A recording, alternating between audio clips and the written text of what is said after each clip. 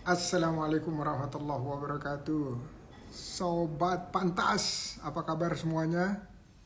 Selamat malam. Mohon maaf ini baru live telat 7 menit karena isyanya kan mundur-mundur terus ya.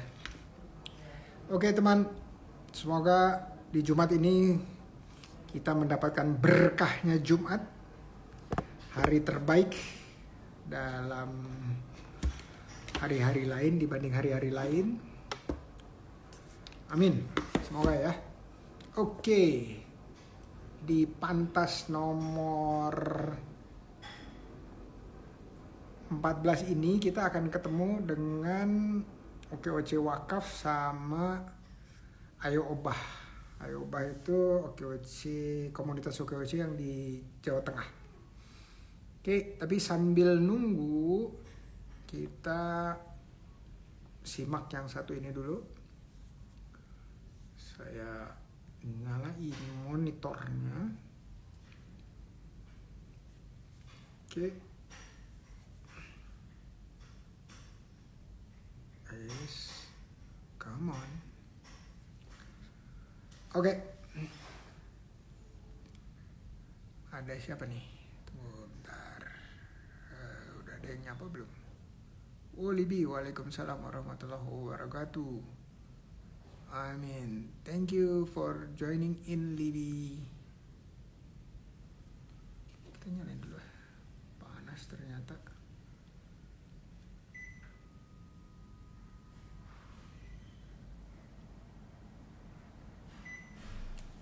Oke. Dari Mas Jaka di Bandung. Mas Jaka atau Kang Jaka? Kang Jaka kali ya. Pak Indra, jika kita pedagang, bagaimana menjadi pedagang syariah yang menentukan harga sesuai ajaran Islam? Kalau contoh aja ya, contoh karena ada banyak. Kalau kita kembalikan ke 4 hal: fatonah, amanah, sidik, sama tablik. Itu kita harus 4-4-nya. Apa itu? Amanah udah tahu ya, trustworthy atau dapat dipercaya. Kemudian fatonah itu kerja keras, kerja cerdas. Ya, cerdas. Kemudian ada sidik, itu selalu memberikan trust atau kalau tadi dapat dipercaya, kalau ini selalu mengatakan yang benar, sidik. Habis itu kalau nggak salah ya, wallahu alam. Habis itu satu lagi adalah tablik. Tablik itu kita selalu memberikan informasi yang terbaik, terlengkap tentang produk atau jasa yang kita berikan. Oke. Ada Win. Nah, jadi aplikasinya seperti apa tuh? Aplikasinya sederhana. Kalau kita suka bilang gini, aduh kalau ditawar segitu rugi saya. Nah, ya supaya nggak ditawar lagi, padahal belum rugi. Tapi dengan dia bilang, rugi saya, itu artinya dia sudah merugikan dirinya sendiri. Ya, mengurangi tadi sidik dan trustworthiness, dan tabliknya juga nggak dapat. Ya, jadi fatonahnya juga nggak dapat, semuanya 4-4-nya nggak dapat. Jadi yang tertinggi, yang perlu dijunjung tinggi itu adalah trustworthy, atau kalau kita kadang-kadang suka kita terjemahkan integritas. Ya, integritas. Kalau ditanya ini modalnya berapa, kita kalau menjawab harus dengan sejujurnya ya. Tapi kalau kita nggak mau jawab juga boleh, diem aja gitu ya. Gitu. Jadi untung boleh nggak untung yang luar biasa besar 200-300% gitu. Nah itu kalau dilihat dari segi fikihnya kita mungkin melampaui. Tapi ada kasus-kasus tertentu di mana kalau kita tidak menaikkan harga jual, Ya misalnya kita kemungkinan nggak bisa beli lagi itu barang. Satu. Nomor dua, kalau harganya dipandang terlalu murah, orang melihat bahwa ini kualitasnya kualitas rendah. Padahal kualitasnya sudah bagus dan memang harganya murah. Ya, jadi itu salah satu contoh. Tetapi yang perlu dipegang itu adalah integritas atau amanah. Ya, saya kemarin melihat begitu banyak pedagang-pedagang yang menunjukkan keamanahannya. Contohnya apa? Kalau dia pergi sholat gitu ya, tokonya ditinggal aja. Nanti teman-temannya yang sebelah kiri kanannya yang menjaganya ya. Tetap harus waspada. Kita ikhlas, ya tawakal, tapi tetap harus waspada. Karena itu adalah juga perintah dari Allah. Gitu, Mas Jaka, Kang Jaka. Semoga bermanfaat. Coba kita lihat siapa yang hadir di pantas ini. Oke, ada 2 nih. Ada Oke Wakaf, Kang Wahyu atau Bang Wahyu. Terus sama satu lagi, Ayo Obah itu Mas Walid. Mas Walid Kopi. Oke. Kita panggil ya. Kita panggil ke sini. Tunggu dulu. Udah ada. Putar kecil ada. Tunggu. Oke, dua-duanya udah.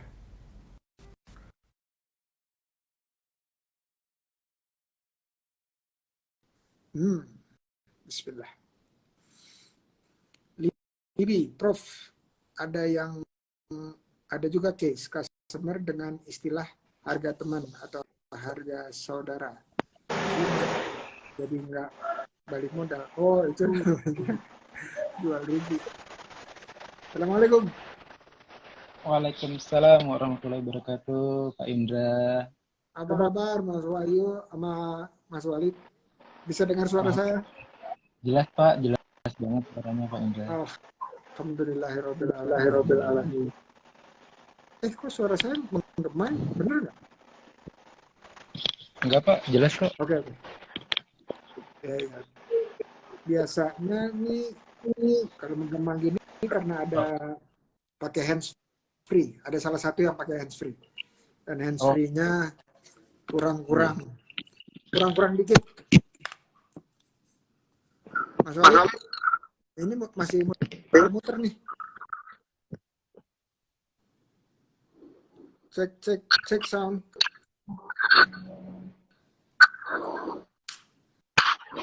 Oke. Kita mulai ya.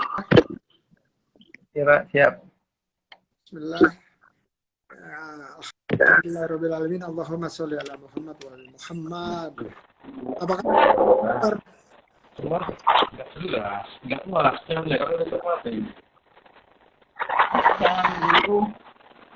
Ini kayaknya Mas Walid kalau mau dimatiin videonya dulu nggak apa-apa nih. Tinggal dipencet yang gambar video supaya bandwidth-nya stabil dulu.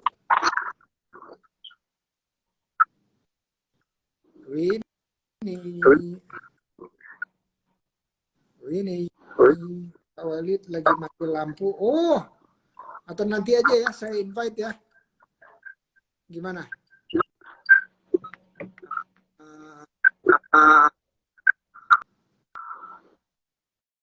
Kita ini dulu ya. Mas Wahyu sebentar. Mas Walidnya saya off dulu. Siap Pak. Pak Indra.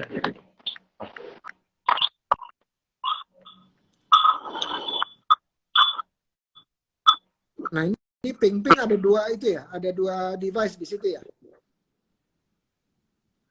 Enggak. Mas Wahyu bisa dengar saya? Gimana Pak?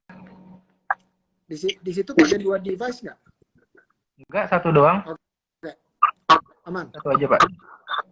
Oke, jadi kalau belum pernah dijelaskan apa itu pantas, pendampingan terikhlas itu adalah diperuntukkan untuk penggerak komunitas. Nah, untuk saling kenal satu sama lain, ya, Ayo Obah dan OKOC Wakaf, dan juga buat teman-teman lain. Nah, di sini kita nggak bicara produk, tapi kita bicara komunitasnya. Apa yang dilakukan di komunitasnya, apa yang menginspirasi sampai komunitas itu dibentuk. Dan mungkin teman-teman yang lain ingin berkolaborasi langsung ke Mas Wahyu atau ke Mas Walid supaya ada aktivitas serupa di komunitas-komunitas mereka. Gitu, ya.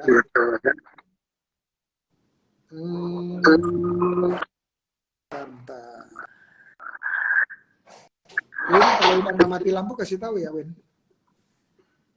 supaya saya undang. Oke, soalnya kalau mati lampu mungkin wifi-nya juga pasti ikutan mati kan. Iya. Oke. Nah, jadi kita mulai aja dulu jelasin atau cerita latar belakang dari OKOC Wakaf.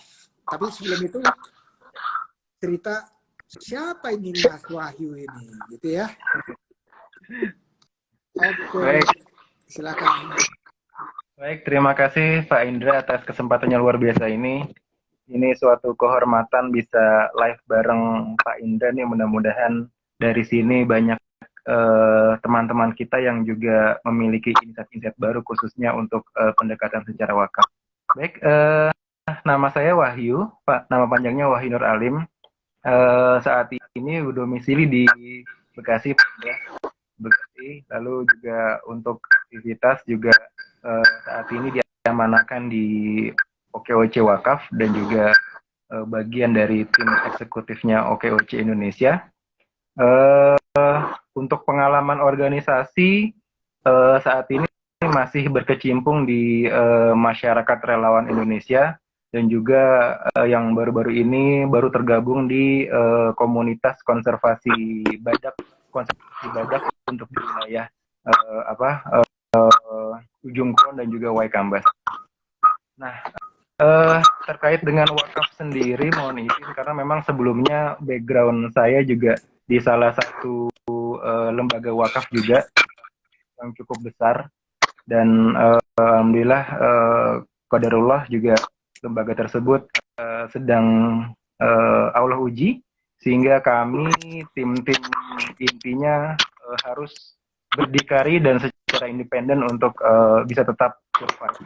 Dan selain itu juga yang menjadi spirit kami di wakaf juga, kami waktu itu punya kesepakatan. Jadi wakaf itu adalah sebuah wakaf itu kan langsung dari Allah ya. Bahkan saking mulianya wakaf itu tidak tertulis tuh bagaimana di Al-Quran itu menyebutkan sebuah wakaf gitu. Jadi yang ada itu adalah sedekah jariah gitu kan. Karena memang wakaf ini adalah sebuah level tertingginya manusia dalam mendermakan harta-harta. Kami akhirnya punya komitmen bahwa dimanapun kita berada, entah itu di lembaga apapun, jangan pernah meninggalkan spirit wakaf itu sendiri. Karena wakaf ini adalah goals-nya adalah peradaban, Pak Indra. Itu yang kami pahami, gitu. Peradaban di mana peradaban itu peradaban yang apa ya, di mana masyarakatnya itu menjadi masyarakat yang sejahtera, mahrifah lojinawi lah kurang lebih seperti itu. Nah, adapun OKOC Wakaf ini masih cukup muda, Pak Indra, karena memang baru kita launching programnya itu di bulan November 2022 untuk OKOC Wakaf ini. Dan itu juga bagian dari amanah dari Wakif untuk diimplementasikan secara produktif ke basisnya ke UMKM.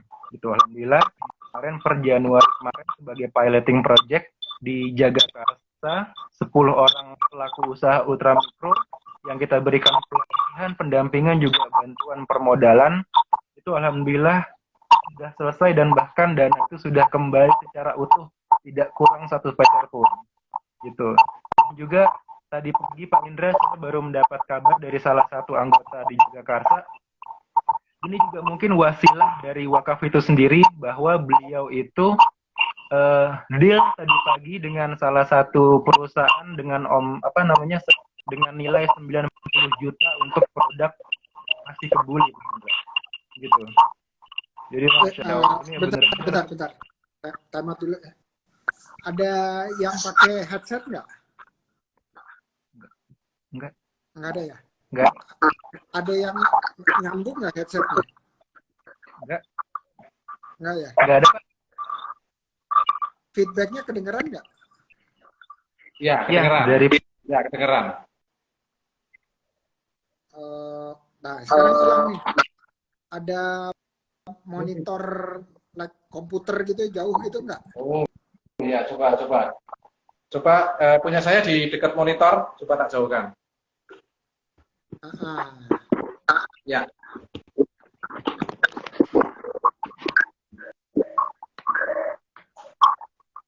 Ya.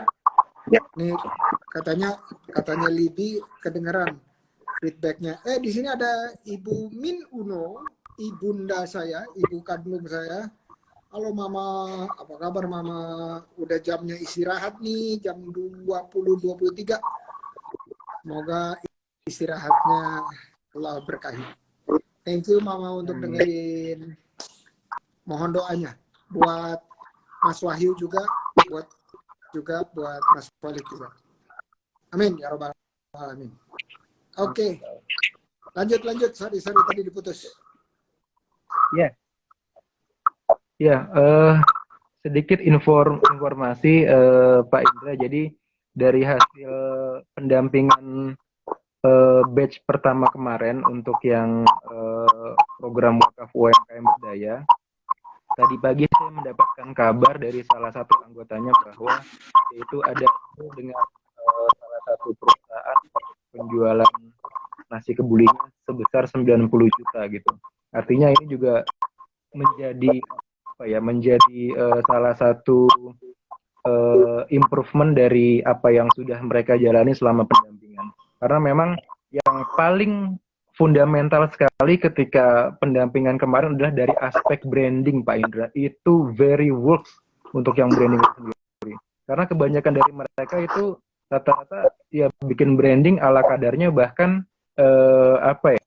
ya boleh dibilang tidak ada filosofinya begitu, hanya asal nyeletuk jadi branding gitu kan. Nah, sementara kemarin ada materi tentang branding, sebegitu filosofisnya branding, makanya itu menjadi sebuah doa dan menjadi sebuah mimpi, visi misi mereka gitu, dan itu langsung terrefleksikan di kehidupan mereka sehari-hari. Dan Masya Allah cukup senang juga ada salah satu anggota yang bisa deal dengan sebegitu besarnya.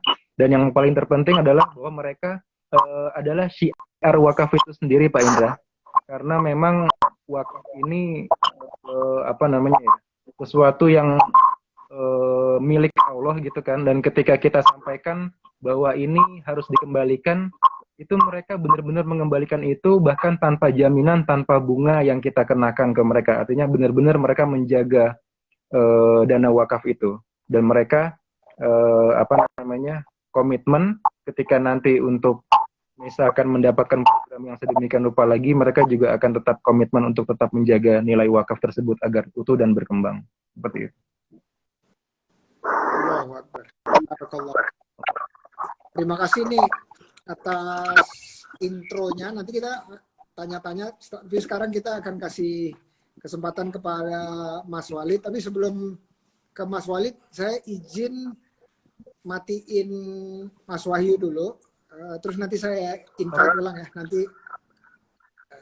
nanti request lagi ya. Oke.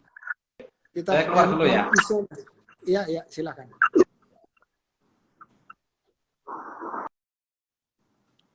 Loh, apa ini? Loh, dua-duanya. Ojo, Ojo, dua-duanya jangan keluar. Mas Mas Walid. Mas Walid nggak boleh keluar. Dah, saya undang lagi.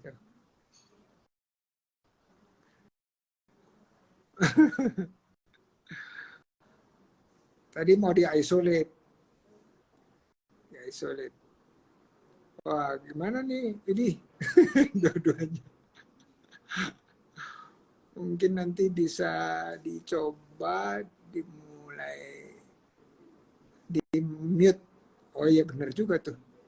Nggak usah dikeluarin. Oke, sekarang yang udah saya undang lagi Mas Walid. Oke.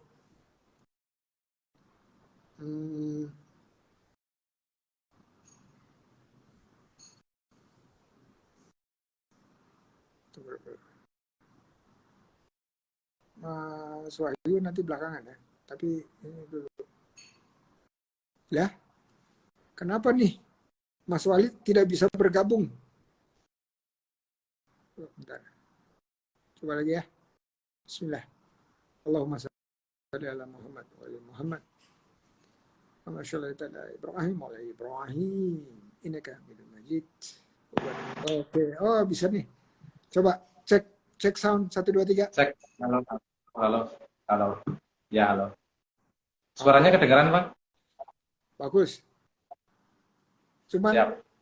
Cuman ininya keningnya nggak kelihatan. Nah, turunan dikit.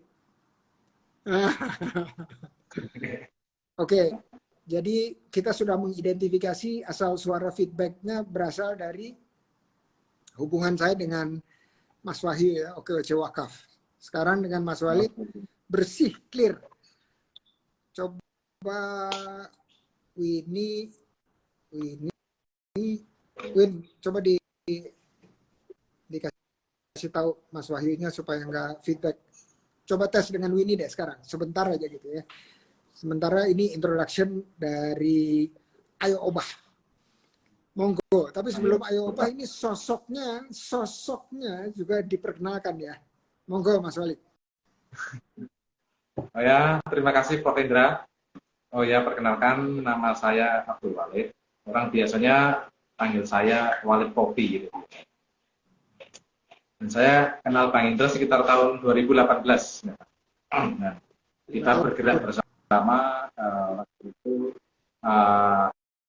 dengan OKOC karena kita di Jawa Tengah supaya dapat rohnya, makanya dikasih nama adalah Ayobah. Ayobah itu sebenarnya bagaimana kita bergerak untuk mendapatkan sesuatu dan secara di orang Jawa Tengah. Nah, sejak saya kenal Bang Indra, kita membentuk tim Ayobah itu cukup terkoordinir dengan bagus dan timnya cukup solid aku bilang. Karena waktu yang cukup mepet, kita bisa mengakomodir 35 kabupaten di Jawa Tengah.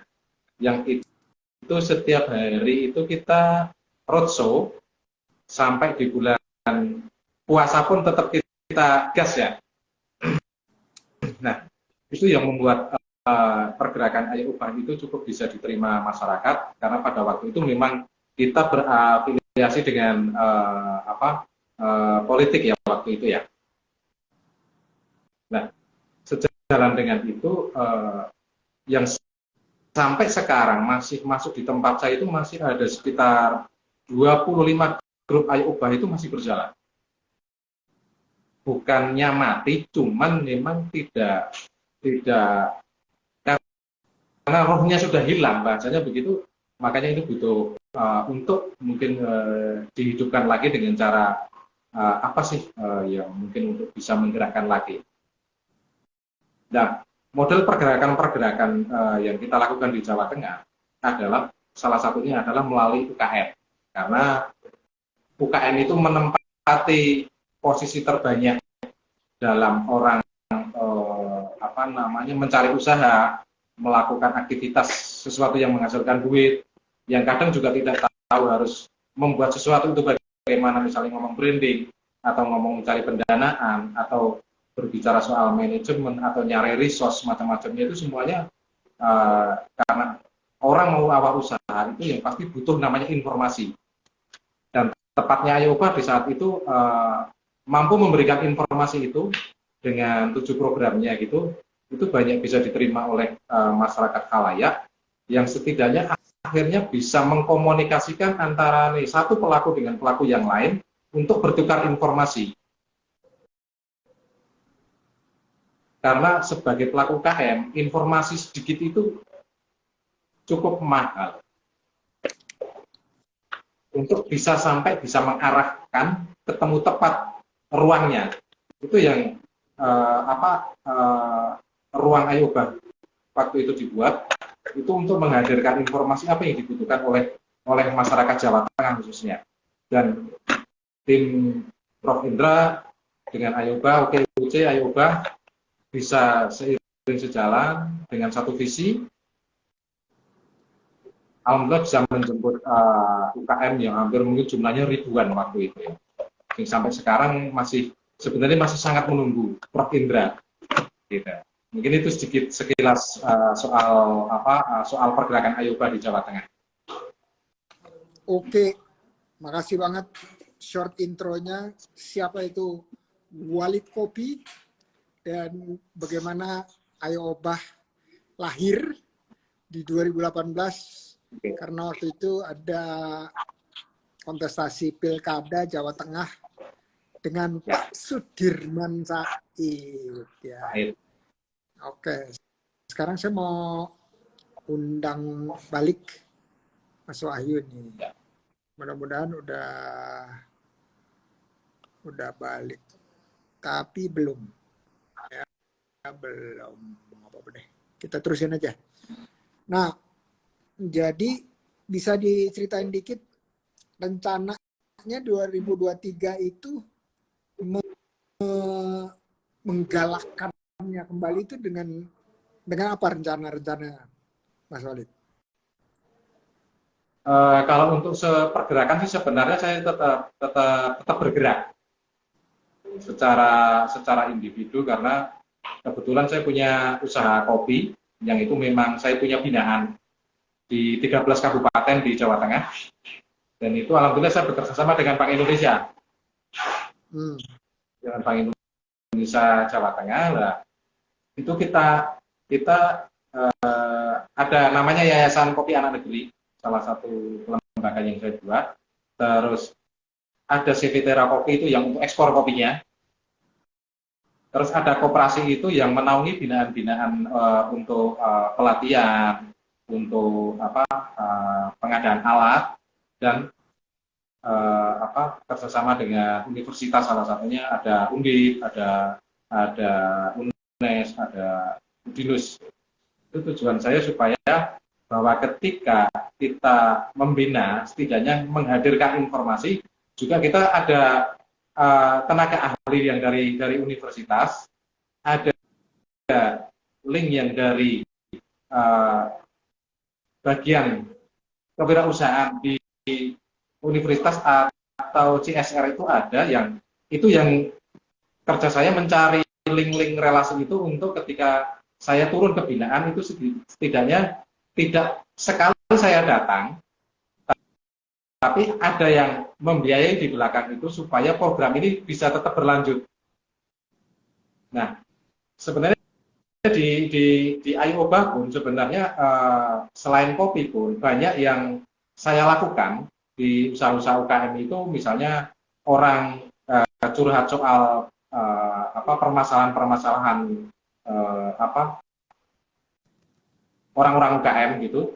Cuman biasanya saya punya cara tersendiri untuk bagaimana menggerakkan mereka. Misalkan adalah saya memaparkan soal sisi psikologis antara satu pelaku dengan pelaku usaha yang lain. Itu saya pertemukan secara karakter pribadi. Misalnya, ada salah satu UKM misalnya dia pintar pemasaran, ada satu lagi adalah pintar produksi. Nah, ini saya pertemukan ini. Satu yang menjadi ahli produksi, yang satunya lagi akhirnya menjadi market. supaya saya tidak akan terlalu banyak memberikan solusi, tapi solusi itu sudah ada di mereka sendiri sebenarnya begitu. Lah itu yang hal yang paling simpel coba saya lakukan selama ini, yang malah justru yang berhasil kebanyakan begitu, karena jarang sekali yang mengulas sisi karakter pelaku usaha itu seperti apa sih, karena usaha itu biasanya berdasarkan karakter pelakunya sebenarnya, karakter pelaku secara psikologinya itu bagaimana. Nah itu yang coba saya kulik, yang saya analisis secara kelemahannya bagaimana, kelebihannya bagaimana, dan bagaimana dia mengatasi, karena rata-rata yang namanya UKM itu single fighter kan biasanya, yang semuanya dikerjakan. Nah itu pasti tidak akan mungkin untuk bisa memaksimalkan yang namanya adalah ketika orang produksi untuk bisa menjual. Makanya butuh pihak kedua, kalau perusahaan mungkin disebut distributor, mungkin kan begitu. Nah, saya mencoba memadukan antara satu kelebihan karakter dengan karakter yang lain itu untuk saya pertemukan. Ayo, apa kelebihanmu, apa yang menjadi kelemahanmu, apa yang bisa kamu lakukan dalam hal produksi, ada yang dalam marketing, ada yang berbicara bahan, misalnya begitu, ada yang packaging, misalnya. Ini akhirnya bisa saling berdiskusi untuk mencari solusi gitu. Kurang lebih gambarannya tentang untuk menggerakkan UKM. Kalau saya, yang hal yang paling sederhana yaitu saya lihat permasalahan global UKM itu kan rata-rata kan pemasaran. Ya, ya. Nah, pemasaran itu kalau saya kulik pemasarannya kan pasti nggak akan ketemu, karena kembali adalah ke kekuatan individu pelakunya itu sendiri. Bahwa rata-rata misalnya pelaku UKM itu punya semangatnya, tapi tidak punya cara berpikirnya. Makanya pasti pelaku UKM itu pasti kelemahannya adalah manajemen. Nah, ya, itu yang selama ini coba saya analisis, kebanyakan sih seperti itu biasanya. Mungkin kurang lebih begitu, Prof. Indra. Oke. Nanti kita ngobrol yang soal itu. Nah, jadi tadi udah sedikit-sedikit disinggung-singgung ya sama Mas Wahyu juga, sama Mas Walid juga. Kalau saya tanya, bisa nggak dalam satu kalimat atau mungkin dua gitu, kira-kira kenapa mau menjalankan ini? Karena kalau penggerak atau pendamping itu nggak selamanya dia meluangkan waktu ya, tapi nggak selamanya itu ada kompensasi moneter gitu. Makanya saya sebutannya tuh pantas, pendampingan terikhlas. Nah, tapi bisa nggak diceritain untuk sampai proses ikhlas tersebut tuh kenapa gitu? Mungkin saya mulai dari Mas Wahyu ya, habis itu nanti Mas Walid. Silakan Mas Wahyu. Satu kata atau satu kalimat, Pak Indra? Satu kalimat atau dua kalimat lah. Satu kalimat atau dua kalimat. Ya. Mohon izin, jadi kalau untuk pendampingan satu paragraf susah kayaknya kalau satu kalimat, dua kalimat. Oke.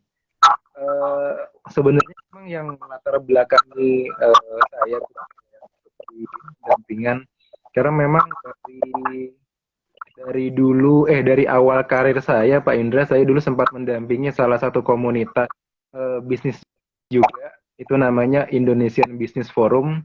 Itu kurang lebih itu jumlahnya anggotanya mencapai hampir 3.000 orang. Nah, dari situ ternyata komunitas itu ketika saya pelajari itu, mereka ketika sudah guyup, ketika mereka sudah kuat, itu ternyata banyak aspek-aspek lain tuh yang kayak datang bagai magnet gitu. Nah, jadi karena mereka sudah kuat seperti itu, akhirnya ada penawaran dari perbankan, khususnya syariah ya, untuk bisa memberikan permodalan yang dengan margin yang kompetitif seperti itu. Nah, itu dari perbankan, dari pegadaian kayak gitu kan. Nah, terus kalau tadi ditanya kenapa sih mau melakukan pendampingan, bahkan boleh dibilang tadi kalau misalkan tidak ada unsur moneternya ya. Karena memang begini Pak, ya, entah kenapa gitu, kenapa ketika kita melihat orang lain kita dampingi, dia bisa akhirnya berdaya dan juga bisa eh, apa, memenuhi, mewujudkan cita-citanya, itu ada sebuah kepuasan seperti itu. Makanya kalau tadi ini judulnya pantas, ya, kan, kalau saya pribadi puas kayak gitu. Jadi ada kepuasan batin ketika melihat orang menjadi berdaya, dan itu juga menjadi spirit juga saya gitu kan. Kok orang lain terus yang saya banggakan, saya juga ingin membanggakan diri dengan apa yang sudah saya seperti itu. Oke, jadi ada sebuah, kalau kepuasan itu belum end product kayaknya, belum ujung. Tapi kalau suatu apa ya, kata-katanya apa tuh? Satu katanya apa tuh? Satu katanya ya puas. Puas. Puas ya. Oke. Ya, dan puas itu sebenarnya universal ya. Universal. Iya. Ya. Oke. Thank you Mas Wahyu. Sekarang Mas Walid nih. Ayo, silakan Mas Walid. Ternyata nggak mudah ya, satu paragraf itu nggak mudah. Ya. Kalau kenapa saya menjadi pendamping, sebenarnya itu panggilan jiwa sih. Kebetulan karakter saya itu adalah lebih ke orang yang punya jiwa sosial. Tapi bahasanya Bang Indra tadi, ketika kita berjiwa sosial, sedangkan kita butuh yang namanya finansial kan. Nah, makanya saya punya namanya social power. Saya coba analisis adalah, saya butuh namanya financial power. Ada yang namanya adalah political power atau economical power. Nah, ini ketika saya mencoba namanya membuat financial power, bagaimana mendatangkan yang namanya finansial, makanya saya buat yang namanya adalah kekuatan yang namanya adalah legalitas. Makanya saya membuat yang namanya koperasi, yayasan, atau CV, supaya saya bisa membangun dan menceritakan ke orang siapa saya, apa yang saya bangun, yang saya buat rumusan menjadi adalah company profile, misalnya kan begitu, untuk supaya bisa diterima oleh orang-orang yang memang punya duit dan membutuhkan program yang saya buat. Nah, program yang saya buat ini akhirnya yang saya kasihkan ke orang-orang yang harus saya dampingi, supaya ketika saya keluar rumah itu kalau ada duitnya itu jadi kaki saya itu juga ringan, Bang. Lah, salah satunya supaya bahwa saya itu ketika punya jiwa sosial itu saya punya semangatnya, tapi ketika nggak diimbangi dengan finansialnya, makanya saya mencoba menggunakan namanya nalar berpikir saya untuk adalah menciptakan yang namanya adalah kelembagaan, supaya ini menjadi trust di dalam diri saya melalui kelembagaan hukumnya adalah dengan orang-orang yang akan menaungi saya. Karena orang yang menaungi saya yang akan memberikan saya, dan ketika saya membina itu dalam arti adalah bahwa kita itu adalah turun. Makanya ketika turun adalah kita memberi apa yang kita bisa. Lah, itu coba yang saya lakukan supaya keikhlasan, antara keikhlasan dan pola pikir itu akhirnya nyambung. Dan secara kehormatan pun itu didapat aja sih. Dengan sendirinya itu akan muncul dengan sendirinya. Itu mungkin kurang lebih begitu, Bang. Oke, menarik nih, menarik. Karena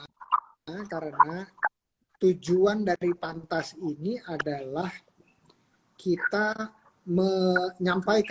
menyampaikan dan pengennya sih di kopas ya, pengennya di kopas sebanyak-banyaknya, karena makin banyak pendamping, makin banyak usaha mikro kecil yang perjalanannya bisa didampingi dan pertumbuhannya lebih stabil gitu ya. Mungkin belum stabil tetapi lebih stabil. lebih stabilnya gimana? Misalnya kalau ada beberapa keputusan atau langkah-langkah usaha mikro ya, mikro dan kecil itu yang seringkali menyebabkan usahanya bisa terjerembab gitu ya, atau gulung tikar. Contoh sederhana. Ada pola berpikir bahwa untuk kita mulai usaha kita harus punya produk dan produknya itu kita produksi. Ya, setelah terproduksi udah selesai nih proses, jadi fokus terhadap produksi mulai dari A sampai Z gitu, pokoknya udah sesuatu yang rasanya ini udah banyak yang beli gitu ya. Begitu udah ada stok dan hampir sebagian besar modal atau uang yang waktu, ya, keringat, pikiran, bahkan uang sekalipun yang kita udah curahkan kepada hal tersebut. Langkah berikutnya adalah pertanyaan sederhana, ini mau dikemanain ya produknya? Ya. Barangnya mau dikemanain ya? Ada yang mau beli nggak ya? Nah, jadi proses pikir tersebut itu datangnya belakangan.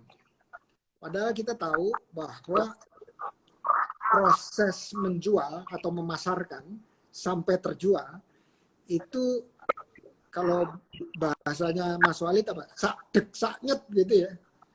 Bukan sak-dek sak-nyet. Jadi ada proses. Prosesnya seringkali makan waktu gitu. Enggak sehari 2 hari, enggak seminggu 2 minggu, enggak sebulan 2 bulan. Dan produk tertentu itu bukan sebulan 2 bulan lagi, mungkin bahkan bisa 1 semester 2 semester, bahkan lebih gitu ya. Yang mengakibatkan akhirnya yang kita sebut kalah cash flow. Aliran kasnya kalah. Artinya apa? Biayanya keluar lebih besar dari pendapatan atau penjualan. Nah, teman-teman pendamping ini kan bisa melihat dari atas gitu ya. Kayak istilahnya kita sebutnya sudut pandang helikopter. Sudut pandang helikopter. Kenapa? Karena helikopter itu bisa naik, lihat lebih luas lagi. Nah, seringkali teman-teman usaha mikro dan kecil itu karena dia sangat fokus sehingga terjadi yang disebutnya miopik. Miopik itu apa? Pandangannya tuh hanya deket aja gitu ya, nggak bisa luas. Ya, ke kanan nggak ke kiri gitu. Iya betul. Jadi kayak pakai kacamata kuda. Walaupun ya pada fase tertentu itu diperlukan, ya, pada fase tertentu. Dan itu diperlukan untuk bisa stabil atau lebih stabil dan bisa naik. Nah, jadi teman-teman pendamping itu punya, saya sebutnya, saya share aja ya dari beberapa kali pantas ini ya, 14 kali ini, itu terbentuk suatu metode atau cara mendampingi. Tadi Mas Wahyu udah bilang, oh dari branding, dari pelatihannya, terus sampai permodalannya. Ternyata ada pola pikir yang terbentuk atau proses atau langkah-langkah yang terbentuk dari seringnya saya ketemu sama para pendamping. Yang pertama, waktu dia mendampingi, itu dia harus pastikan yang didampingi itu nomor 1 atau langkah pertamanya adalah memikirkan usaha apapun yang dijual apapun ini soposing tuku. Siapa yang beli gitu. Siapa yang beli. Karena kalau dari yang tadi, yang contoh tadi itu siapa yang belinya itu belakangan datanya. Nah, kalau kita udah langkah pertama itu kita bisa jawab, ya, walaupun nggak usah jawab secara panjang kali lebar dan 100-200 orang yang beli gitu ya, ya cukup untuk dia bisa berputar langkah keduanya setelah terjawab yang langkah pertama adalah siapa dan bagaimana, ya, siapa timnya dan bagaimana mengelola tim ini, ya, agar tadi yang beli itu dapat apa yang dijual. Itu harus dijawab dulu. Karena seringkali kita mikir, sendirian aja, solo aja, solo ya. Semuanya 4L. 4L tuh apa?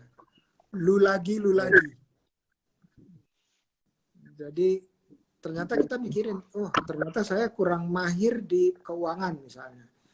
Saya hanya jago di produksi.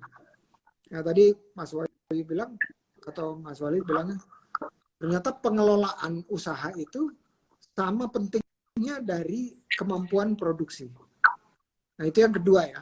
Langkah atau pertanyaan kedua itu harus terjawab.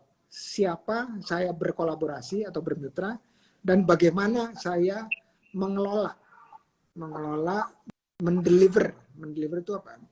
Mulai dari beli bahan mentah, memproses, masak, sampai menjual, sampai menagih, gitu ya, sampai mengelola uangnya.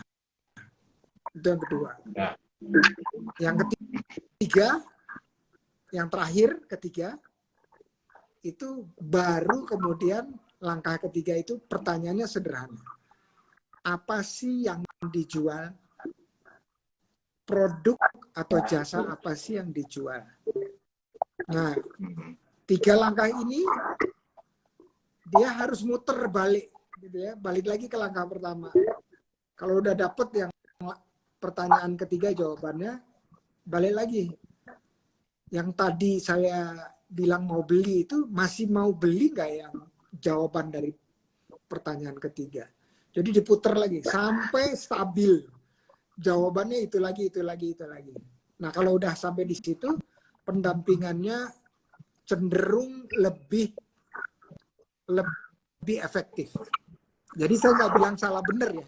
Nggak ada pendampingan yang salah, nggak ada pendampingan yang benar. Yang ada pendampingan yang lebih efektif atau kurang efektif. Nah, jadi ini saya mau tanya, Prof. Iya, monggo, silakan. Kira-kira untuk sampai dikatakan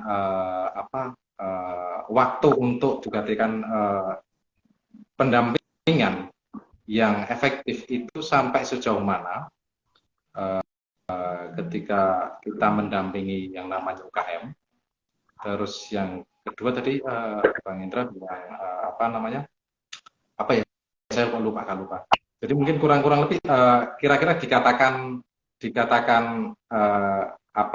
cukup atau itu ada parameternya nggak kira-kira untuk UKM, atau harus kita nganalisis nggak semua orang yang sama atau secara global itu sama gitu?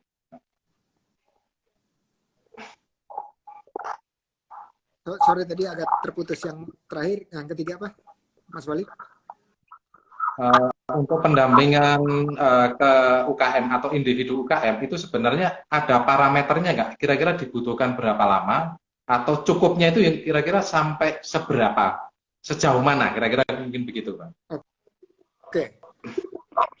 Kalau ini dari pengalaman ya, dari pengalaman empiris, ternyata pantas ini itu seumur. Artinya nggak pernah berhenti selama usahanya masih jalan. Nggak pernah berhenti selama usahanya masih jalan. Tapi masa sih seumur hidup gitu ya? Nah, pendamping itu ada tahapannya. Ada pendamping di bawah 500.000, misalnya contoh ya. Terus naik pendamping antara 500 sampai 1 juta omsetnya per hari. Terus ada pendamping omset per harinya yang 1 juta sampai 7 juta. Terus ada yang di atas itu bahkan sampai di atas 50 juta per hari pendampingnya. Jadi proses pendampingan pendampingannya bisa macam-macam orang, bisa macam-macam mentor. Tetapi proses pendampingannya itu nggak pernah berhenti. Ya, kalau misalnya satu siklus kita udah pernah uji coba di Jakarta dari 2018 itu rata-rata 6 bulan lah, 6 bulan, 6 sampai 8 bulan. Bulan ya. Itu satu siklus. Parameternya kita udah sediakan, artinya buku rapornya perkembangan usaha mikro ini itu melalui 7 tahapan. Dan 7 tahapan itu bisa tahap 1, tahap 2, terus tahap 3, balik lagi tahap 2, tahap 3, balik lagi tahap 2, tahap 3, udah itu terus paralel tahap 4 perizinan, habis itu langsung tahap 5 pemasaran yang lebih luas, balik lagi ke tahap 2 belajar lagi, yaitu yang kita sebut pelaporan keuangannya dirapiin, ya, dilatih dan praktek, latih dan praktek itu di tahap ke-6.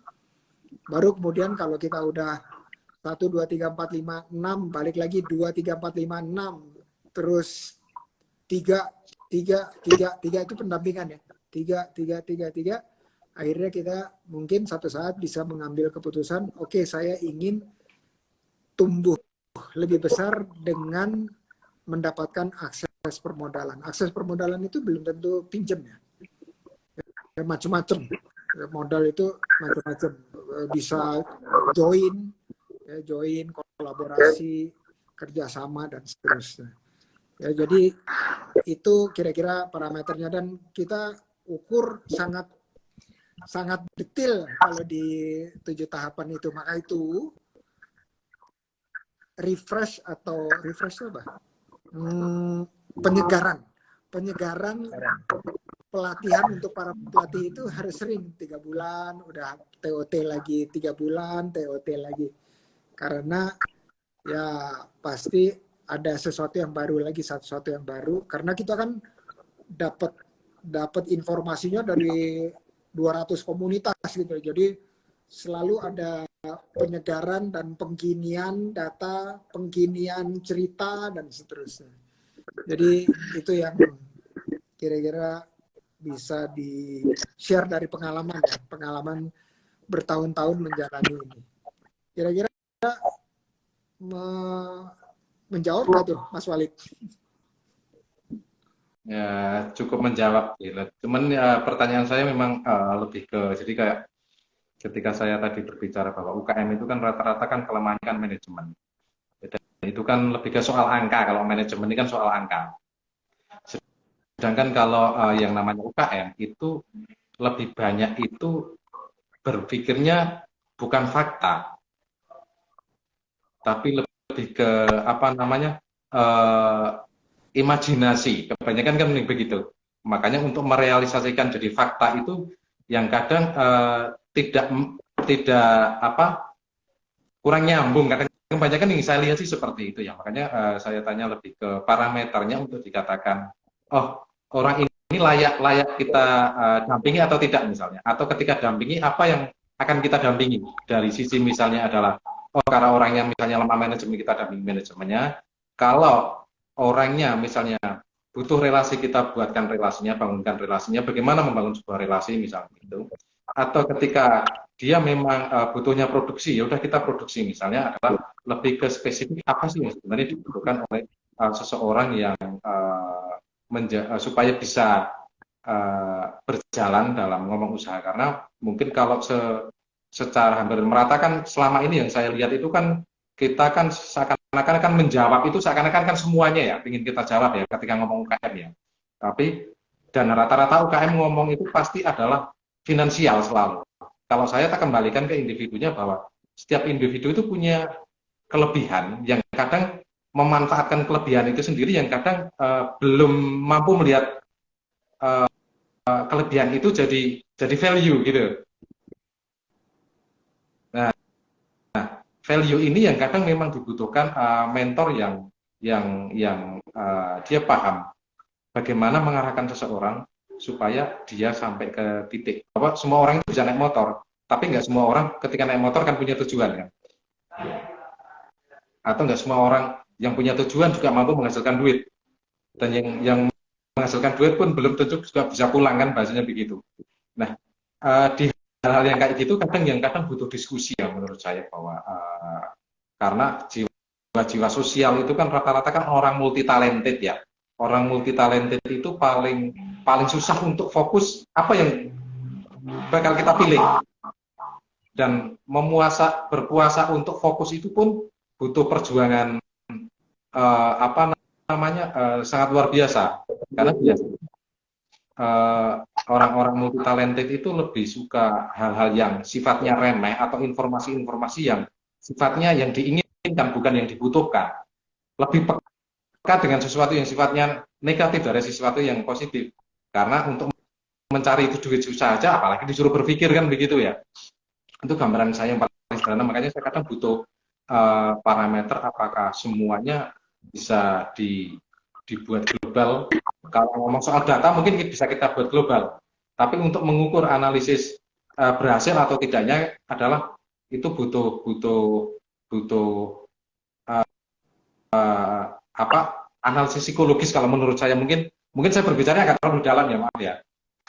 Mungkin gitu Prof. Indra, mungkin kalau gambaran dari saya yang itu pengalaman saya yang saya lakukan sih. Iya, iya. Ini ngomong-ngomong waktu kita tinggal 5 menit lagi nih. Oh gitu ya? Iya, nggak apa-apa. Terasa ya Pak ya? Nggak apa-apa.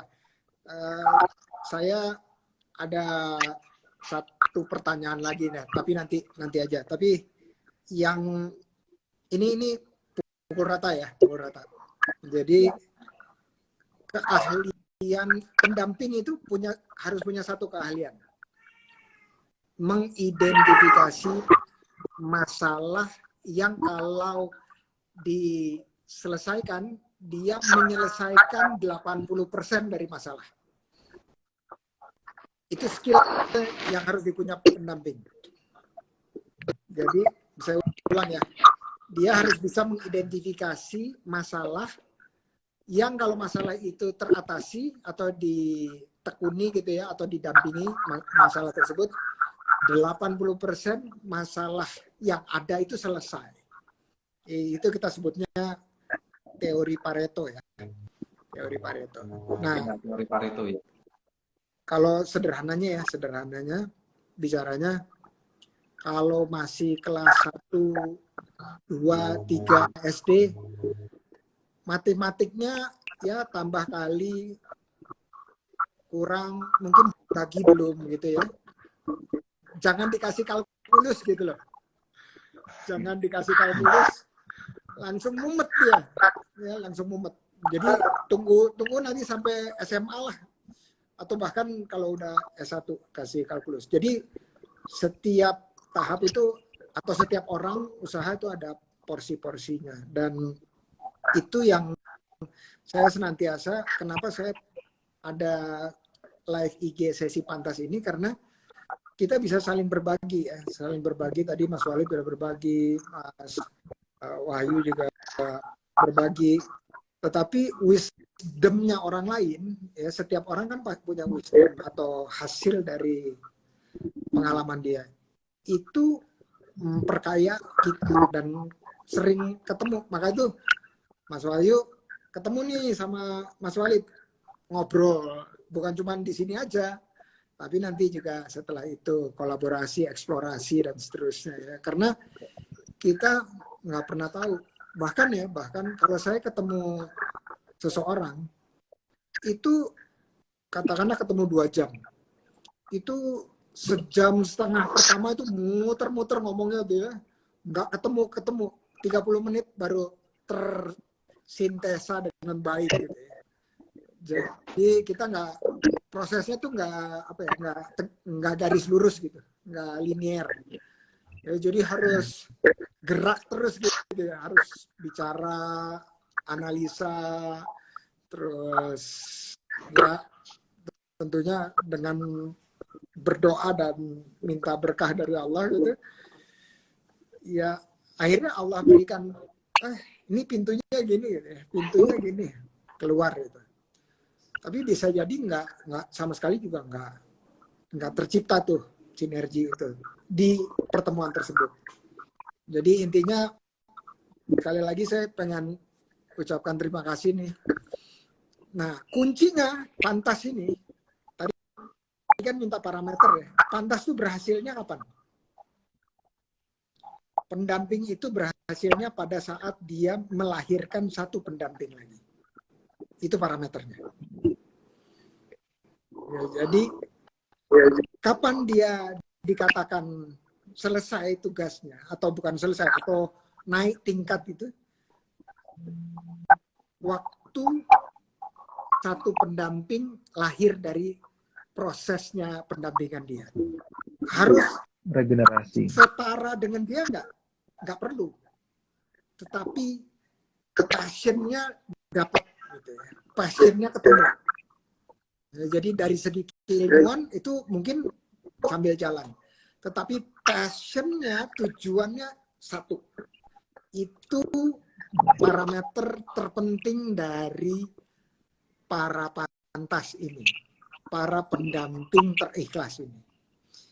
Kira-kira itu saya mau tutup dengan itu, dan saya minta semenit dari Mas Wahyu untuk kalimat penutup, closing statement, terus juga dari Mas Walid. Silakan Mas Wahyu. Silakan Pak Walid dulu. Monggo Oh Pak. iya. Saya ini Monggo. punya fatwa kopi sih saya.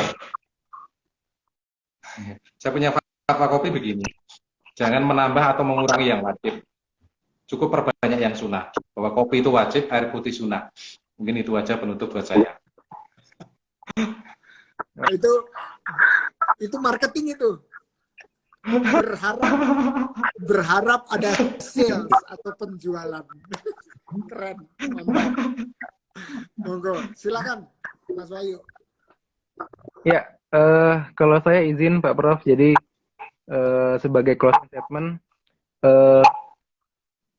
jangan pernah berburuk sangka terhadap ketetapan Allah, karena rezekinya semut tidak akan dimakan gajah, dan rezekinya gajah tidak akan dimakan semut. Seperti itu. Allahu Akbar. Barakallah fiik.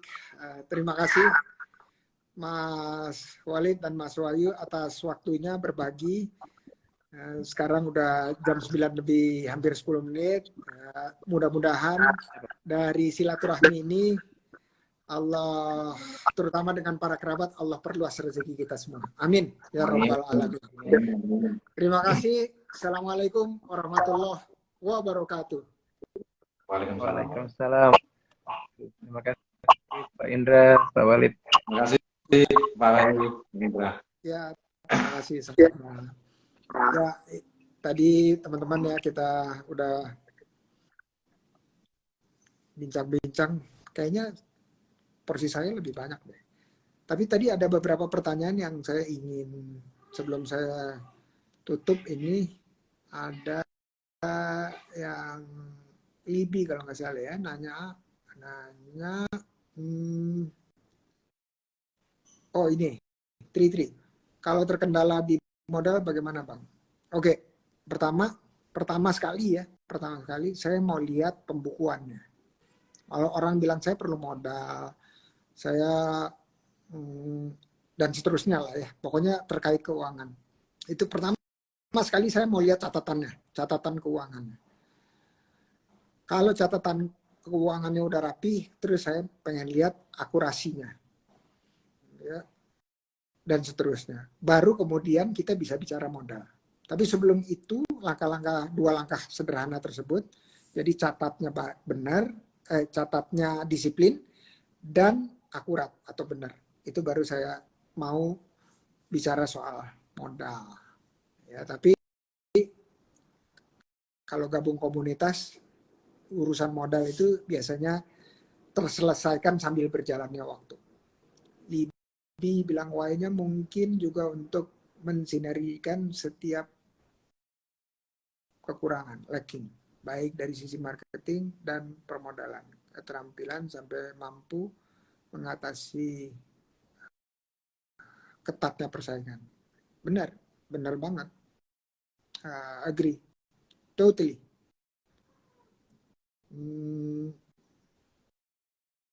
Tapi itu bisa sambil jalan, nggak usah terlalu overthinking gitu loh. Ya, bisa sambil jalan. Yang penting tadi langkah satunya terjawab, langkah duanya terjawab, langkah tiganya juga terjawab, terus balik lagi ke langkah satu yang tadi saya bicarain. Waalaikumsalam, Dewi. Oke, teman-teman, sepertinya harus menyudahi sesi ini ya. Dan terima kasih udah bersama-sama berjamaah berada di sini dengan saya dan tadi teman-teman ya.